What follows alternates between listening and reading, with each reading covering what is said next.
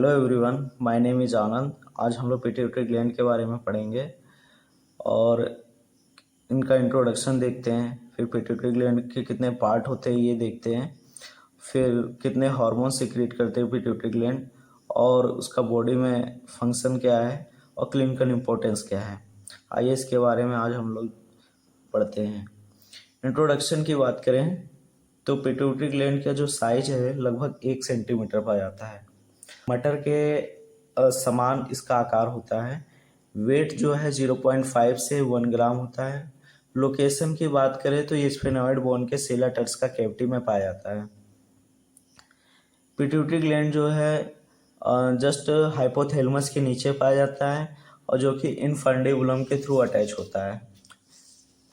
आप स्ट्रक्चर में देख सकते हैं, यह हाइपोथैलेमस हो गया, ये पिट्यूटरी ग्लैंड है, जस्ट हाइपोथैलेमस के नीचे पाया जा रहा है और इनफंडिबुलम के थ्रू अटैच है। पिट्यूटरी ग्लैंड की रोल की बात करें तो इसे मास्टर ग्लैंड भी कहा जाता है, क्योंकि ये pituitary gland other endocrine gland को कंट्रोल करता है। पिट्यूटरी ग्लैंड के पार्ट की बात करें तो 3 पार्ट होते हैं इसके: एंटीरियर पिट्यूटरी, पोस्टीरियर पिट्यूटरी और इंटरमीडिएट लोब। पिट्यूटरी ग्लैंड का दूसरा नाम हाइपोफाइसिस भी है और इसको मास्टर ग्लैंड भी कह सकते हैं। हाइपोफाइसिस इसलिए कहा जाता है क्योंकि जस्ट ये हाइपोथैलेमस के बिलो पाया जाता है। और ये देखिए सामने वाला जो है एंटीरियर पिट्यूटरी है और पीछे की तरफ जो है पोस्टीरियर पिट्यूटरी है। इसीलिए एंटीरियर पिट्यूटरी का दूसरा नाम एडेनो हाइपोफाइसिस है, क्योंकि फ्रंट की तरफ पाया जा रहा है। पोस्टीरियर पिट्यूटरी का दूसरा नाम न्यूरो हाइपोफाइसिस है, क्योंकि इसमें न्यूरॉन्स के द्वारा जो हार्मोन आ रहे हैं वो यहाँ पे स्टोर होते हैं, इसलिए इसको न्यूरो हाइपोफाइसिस कहा जाता है। इसमें किसी प्रकार का ग्लैंडुलर टिश्यू नहीं पाया जाता है।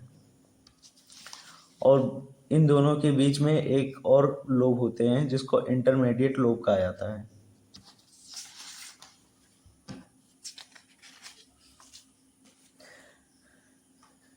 इंटीरियर पिट्यूटरी की स्ट्रक्चर की बात करें तो ये ग्लैंडुलर टिश्यू से बना होता है और ये hypothalamic releasing and inhibiting hormone के कंट्रोल में होता है।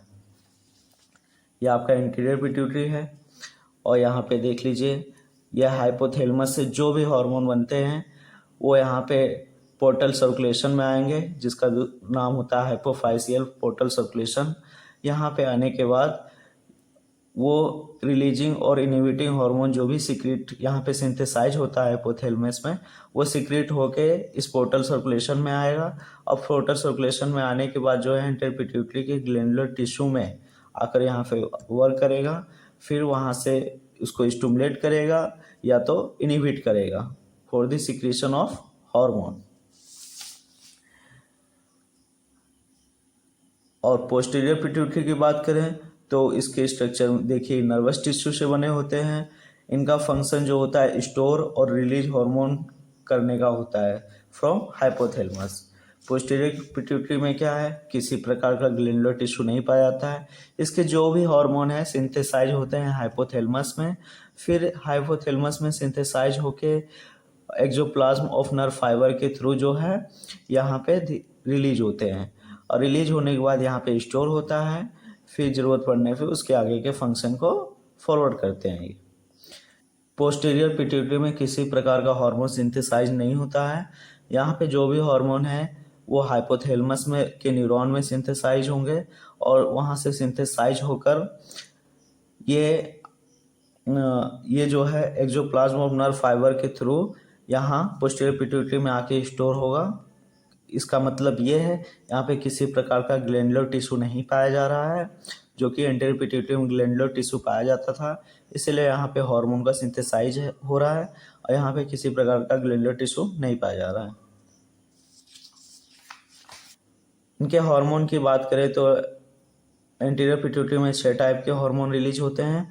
पोस्टीरियर पिट्यूटरी में 2 टाइप के हार्मोन रिलीज होती हैं।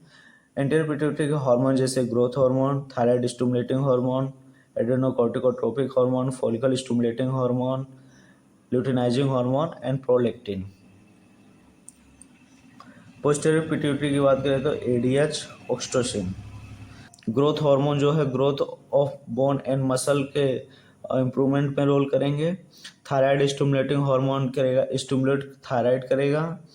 और एड्रेनोकॉर्टिकोट्रोपिक हार्मोन एड्रेनल कॉर्टेक्स को स्टिमुलेट करेगा। Follicle stimulating hormone ovarian follicle और स्पर्म के प्रोडक्शन में हेल्प करेंगे। ल्यूटिनाइजिंग हार्मोन जो है ओव्यूलेशन या टेस्टोस्टेरोन के प्रोडक्शन में हेल्प करेगा। प्रोलैक्टिन जो है मिल्क सिक्रीशन में हेल्प करेगा। पोस्टीरियर पिट्यूटरी के दो हार्मोन हैं, anti diuretic hormone oxytocin. Anti diuretic जो है वाटर बैलेंस में रोल करते हैं और ऑक्सीटोसिन जो है यूट्रस के कॉन्ट्रैक्शन और मिल्क इजेक्शन में इनका रोल है।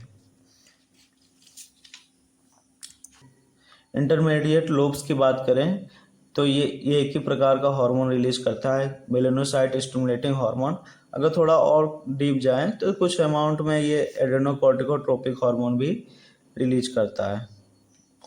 ब्लड सप्लाई की बात करें तो सुपीरियर हाइपोफाइसियल आर्टरियल जो होते हैं एंटीरियर पिट्यूटरी और इंटरमीडिएट लोब को सप्लाई करता है।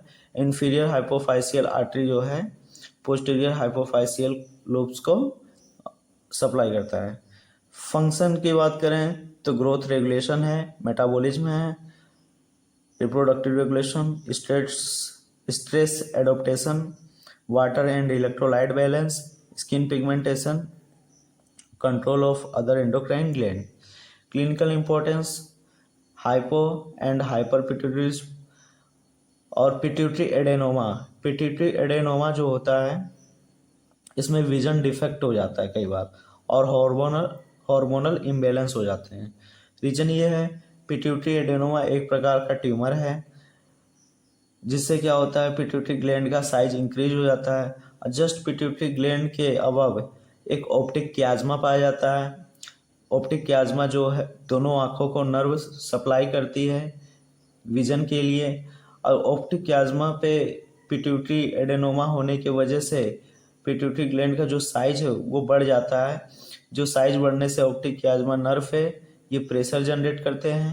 उस प्रेशर की वजह से ऑप्टिक क्याज्मा का जो नर्व है वो डैमेज हो जाता है जिसकी वजह से विजन में डिफेक्ट आने लगते हैं, मतलब रोशनी जो है कमज़ोर होने लगती है।